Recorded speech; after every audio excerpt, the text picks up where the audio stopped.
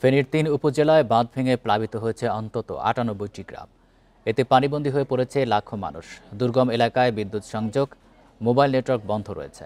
এদিকে মুহুরী, সিলোনিয়া ও কহুয়া নদীর পানি বিপদসীমা নিচ দিয়ে বইছে। তবে তীব্র স্রোত থাকায় লোকালয়ে পানি ঢুকে নতুন নতুন এলাকা প্লাবিত হচ্ছে। বান্ডেল থাকলে প্রতি সেনমানিতে টাকা বাঁচবে।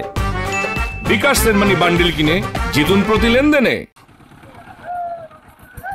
ভারী বৃষ্টিতে পরশুরাম ও ফুলগাজীর মোট ২১টি স্থানের বাঁধ ভেঙে গেছে।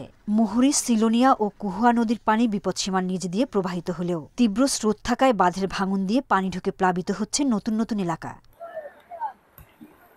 এরই মধ্যে পানিবন্দী পরশুরাম ও ফুলগাজী এলাকার সব মানুষ।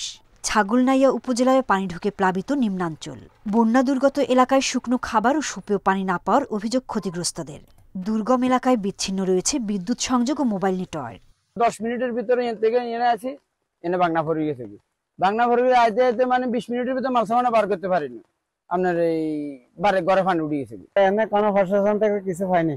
স্থানীয়দের অভিযোগ, পানি উন্নয়ন বোর্ডের কিছু কর্মকর্তার দায়সারা কাজের জন্য প্রতি বছরই এই এলাকায় ভাঙন নিয়মে পরিণত হয়েছে।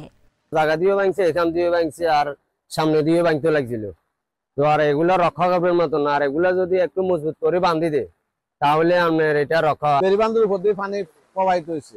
আমরা তখন গ্রামবাসী সবাই মিলে বেরিবান্ধটা মাঠে দিয়ে বস্তা দিয়ে বাঁধতেছি, এরপরও রোগাতে পারি না। তবে অভিযোগ নাকচ করে দুর্গত এলাকায় ত্রাণ সহায়তা পৌঁছানোর চেষ্টা করা হচ্ছে বলে জানিয়েছে প্রশাসন। ত্রাণ কার্যক্রম এখানে কিন্তু বেশ কয়েকটি বহুমাত্রিক ম্যানেজমেন্ট আছে। শুধু সার্বক্ষণিক একজন উপজেলা নির্বাহী অফিসার তো ত্রাণ নিয়ে যাবেন না। এর বাইরেও কিন্তু তার কাজ হচ্ছে সকলের মাঝে ত্রাণ পৌঁছে দেওয়া।